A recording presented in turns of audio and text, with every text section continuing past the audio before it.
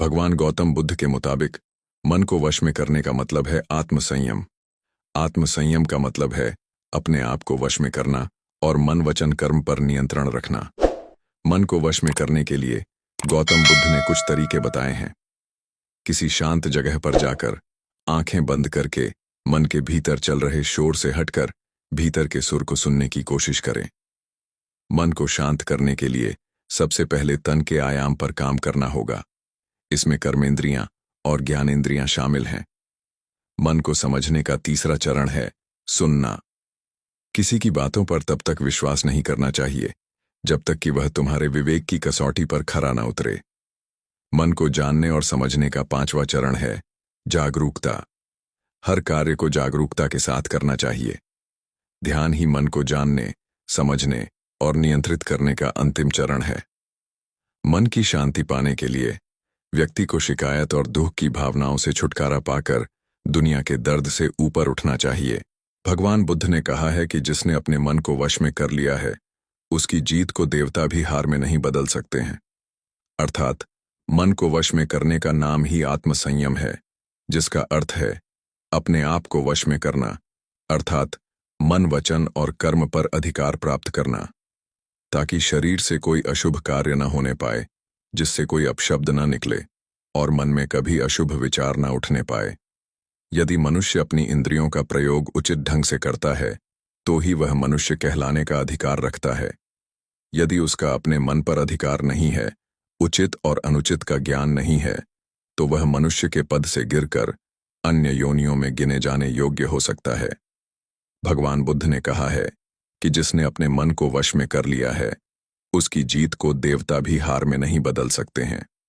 अर्थात मन को वश में करने का नाम ही आत्मसंयम है, जिसका अर्थ है अपने आप को वश में करना, अर्थात मन वचन और कर्म पर अधिकार प्राप्त करना, ताकि शरीर से कोई अशुभ कार्य न होने पाए, जिससे कोई अपशब्द न निकले और मन में कभी अशुभ विचार न उठने पाए। यदि मनुष्य अपनी इंद्रियों का प्रयोग उचित ढंग से करता है तो ही वह मनुष्य कहलाने का अधिकार रखता है। यदि उसका अपने मन पर अधिकार नहीं है, उचित और अनुचित का ज्ञान नहीं है, तो वह मनुष्य के पद से गिरकर अन्य योनियों में गिने जाने योग्य हो सकता है। एक कथन है कि हम जैसा सोचते हैं वैसा ही बन जाते हैं। वास्तव में यह विचार नहीं, अपितु विचारों का संसार है। हमारी सोच और विचारों का प्रभाव हमारे मन पर गहरा असर छोड़ता है। मनुष्य के मन में विचार ही बार बार उभर कर आते हैं, जो मनुष्य को दिशा देने का काम करते हैं। विचार ही मस्तिष्क को गति प्रदान करते हैं और गलत विचार क्रोध की ओर जाने को विवश करते हैं। यह हमारी भूल है कि हम सोचते हैं कि वचनों की कोई शक्ति नहीं है। संसार में जो भी हुआ, जो भी हो रहा है और जो भी होगा, सब हमारे कर्म के प्रभाव से हुआ है, और जो हो सकता है और आगे जो होगा वह कर्म की शक्ति से होता है, वह विचारों की शक्ति होती है। यदि हमारे अंदर आत्मसंयम नहीं है तो आत्मिकता का धन हमारे हाथ नहीं आ सकता है। हम इंद्रियों के जाल में फंसकर पहले तो निर्मल होंगे, फिर अपमानित होते हुए पहले अपना अनिष्ट करेंगे और फिर किसी और का करेंगे। यह सच है कि जो लोग दूसरों के लिए सोचते हैं उनका मन विश्वासपूर्ण विचारों का स्रोत है। इसलिए यदि बुराई से बचना हो तो अपनी दिशा को भलाई की ओर मोड़ देना चाहिए। वास्तव में यदि आप जीतना ही चाहते हैं तो सबसे पहले आत्मसंयम की आदत डाल लें, क्योंकि संयम का अर्थ ही है अपनी बिखरी हुई शक्तियों को निश्चित दिशा देना। मान लीजिए जिस कार्य को नहीं करना है और जब उसे ही करने के लिए मन आकर्षित करता है तो आप उसे प्रयासपूर्वक रोकने के लिए मन बना लें। उसे ही आत्मसंयम कहते हैं। संयम का अर्थ है जब आकृति आकर्षणों की ओर जाने के लिए हमारा मन सहज रूप से रुक जाए। अनुशासन और बलिदान के बिना मुक्ति की आशा नहीं की जा सकती है।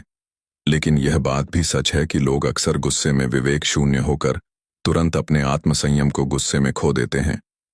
यह सच है कि समय बीतने के साथ लोगों के आत्मसंयम में भारी कमी आई है। इसके गंभीर परिणाम सामने भी आए हैं। इसलिए आत्मसंयम की उपयोगिता को किसी भी हाल में कम नहीं आंका जा सकता है। लेकिन यह भी सच है कि शुरुआत में आत्मसंयम का मार्ग थोड़ा कठिन लगता है। अर्थात मन को वश में करने का नाम ही आत्मसंयम है। मनुष्य को मिली हुई शक्तियों को निश्चित दिशा देना संयम कहलाता है। बात तब की है जब बुद्ध चालिय पर्वत पर भिक्षुओं के साथ वास कर रहे थे। एक दिन बुद्ध भिक्षाटन पर गए हुए थे। उनके साथ मेघिया नाम का एक भिक्षु भी था। भिक्षाटन के दौरान उसने एक बहुत ही सुंदर बाग देखा। उसने सोचा कि यह बगीचा बहुत ही शांत और मनमोहक है, क्यों न इसमें बैठकर ध्यान लगाया जाए। उसके मन में यह बात बार बार आने लगी। जब भिक्षाटन निपटा तो उसकी इच्छा और भी प्रबल हो गई।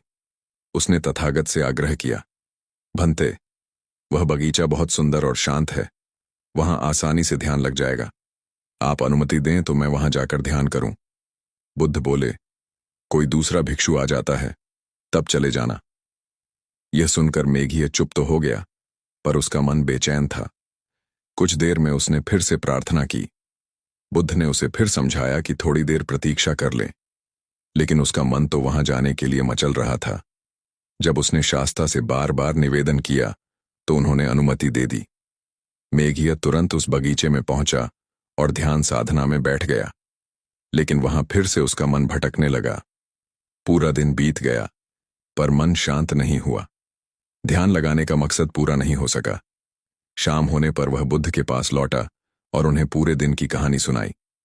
उसने बताया कि किस तरह उसने चित्त को एकाग्र करने की कोशिश की, पर असफल रहा। तब बुद्ध ने उसे समझाया, मेघिया, वहां जाकर तुमने उचित नहीं किया। मैं तुम्हें बताता रहा कि मैं अभी अकेला हूं। जब तक कोई भिक्षु नहीं आ जाता है तब तक मुझे अकेला मत छोड़ो। पर तुम नहीं माने। किसी को इतना कमजोर नहीं होना चाहिए कि वह हमेशा अपने चित्त के ही वश में रहे। चित्त को अपने वश में रखना चाहिए।